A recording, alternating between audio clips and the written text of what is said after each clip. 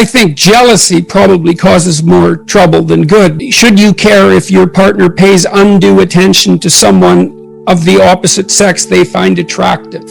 Well, probably you should care. You might even say something about it. Or there's envy where your partner is attracting attention, status, success, any of those things, and you're jealous of that. That's not helpful. I don't think competition between people who are in a monogamous relationship is useful, particularly. It's not zero-sum competition, not existential competition. You're on the same team. That's the point. Right. You know, and if one of you is feeling left behind for one reason or another, it's time to throw that out on the table. It's very hard. Yeah. Like, these conversations are extremely difficult. It's no wonder people avoid them. I also think people are not taught to negotiate. Oh, man. At all. This is what I want. Then you tell the person, then you strategize with them so that you can get what you want and they can get what they want, and you both know what that is, and away you go together. People fool themselves into thinking that it's okay what they're doing.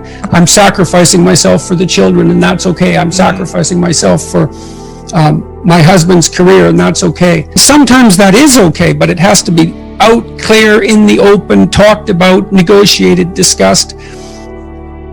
You know, I think you can be a slave or a tyrant, or you can negotiate. And then we pretend that everything's all right. And then it blows up in our faces and we end up divorced. If you do lay it out and negotiate it, then you have two people working in the same direction, and they each bring their different viewpoints to bear on the problem, and sometimes that'll save you, you know, that additional cognitive complexity you have because there's two of you instead of one. Generally speaking, men would like to have sex more frequently than women. So that's a sticking point in many relationships. The probability that one partner and the other partner are going to have exactly the same level of sexual interest, say with regards to frequency, is quite low. So there's going to be friction there. I'd like to have sex 15 times a week. Well, I'd like to have sex once a week. The logical meeting point there would be in the middle. But then that has to be planned out. And you also have to say exactly what you mean. Well, exactly what do you mean by sex? These are painful discussions often. It's very funny in some sense that people will do and desire things that they won't talk about. Why is it so hard for us to admit what we want? We're ashamed of it? You know, people say, well, you shouldn't be ashamed of sex. It's like, well, really? Really? No, that's a stupid theory. We arrest people who expose themselves in public. We assume they should be ashamed enough not to do that. Shame regulates sexual behavior. So we're embarrassed about our desires. What you might be able to do is to determine how to play out your sexual life in the confines of your relationship in a manner that neither of you do find shameful. I believe that solutions to that problem can be negotiated, but it's what everyone wants. But it's an extraordinarily difficult thing to bring about.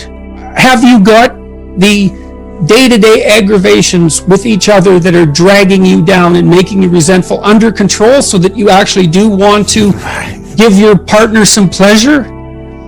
Like, these things are very hard, but they're not impossible. On one hand, we think any sexual misbehavior should be subject to the harshest of punishments, and everything goes and is acceptable. It's like, well, good luck having both of those ideas. Every little bump in the relationship is the potential dissolution of the entire relationship. If your whole life is, well, every time you get out of line, I'm out of here. It's like, how the hell are you? First of all, you're not going to admit to ever doing anything wrong. Second, you're going to be you're like a scared cat the entire relationship because, well, who knows, it could just come to an end at any moment. Look, I know that you're trouble. Me too. So we won't leave, no matter what happens. Well, that's a hell of a vow, but that's why it's a vow, right? That's why you take it in front of a bunch of people. That's why it's supposed to be a sacred act. Well, I'm stuck with you. So how about we fix things? Because the alternative is we're going to be in a boxing match for the next 40 years. That's the alternative. So, and you think you're going to fix problems without something like that hanging over your head? There isn't a chance. You don't put your partner down in public. Why? Well, it's not because you're hurting that person's feelings. That's not why. It's that you're denigrating the relationship that you are in voluntarily.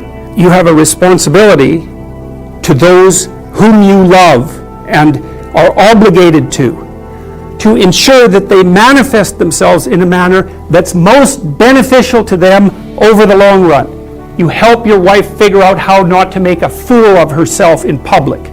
And she extends to you the same courtesy. And it's partly maintenance of the sacred nature of the relationship. It has nothing to do with you or her, precisely.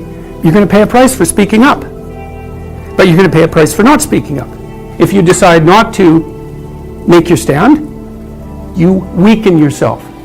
If you do it 100 times, then even if the monster was only this big, now you're this big. It's going to eat you. You know, when it was this big, you probably could have kicked it across the room. It's too late for that. Let's say we're having a conversation, and it's flowing melodically, and all of a sudden I say something, and there's a disjunction, right? You're offended by it. There's some negative emotion that comes up. Something went wrong. Something didn't work out. I'm not looking at the world properly, or I don't know you well enough, or as well as I thought. There's something there, and if I have any sense, I'm going to focus my attention on that. As soon as what we're doing together isn't working, then that's instant evidence that there's something about us that needs to be updated. And you might think, well, that's a terrible thing. And the answer is yes, of course it is. It's a terrible thing. But it's also the thing, and this is the next stage of the development of this, let's call it universal morality. What should you do when you make a mistake? Now, one answer is catastrophic dissolution. That's a collapse into chaos. Well, no one is going to pick that voluntarily. Worse, it can mean the absence of positive emotion. Because if you really collapse into chaos, not only are you overwhelmed by negative emotion, but the positive emotion system shut off, and that's what happens to someone who's extraordinarily depressed and also hyper anxious at the same time. Okay, so that's not an optimal solution because it takes you out. The other possible, and so I would call that a nihilistic solution or a chaotic solution. It's not a solution, it's a dissolution. The other solution is, we're talking, and I don't get what I want from you, and so I say, you better not do that again. I don't want to see that from you again. Society is made up of threats like that to some degree. It's an ineradicable part of society. That would be the tyrannical aspect of the Greek king, let's say. Generally speaking, in a society that's functional, we've decided to adopt agreement with that set of principles more or less voluntarily. I'm willing to pay a price for yours, including the acceptance of punishment if I transgress, but you're going to do the same for me. So there are intelligent ways that punishment and threat can be used and bounded. One of the methods that I can choose to use if I don't want to encounter error is just to enforce my will on everyone else. And I think when that happens personally and in the family and in the community and in the state all at the same time, then you get the emergence of a tyranny.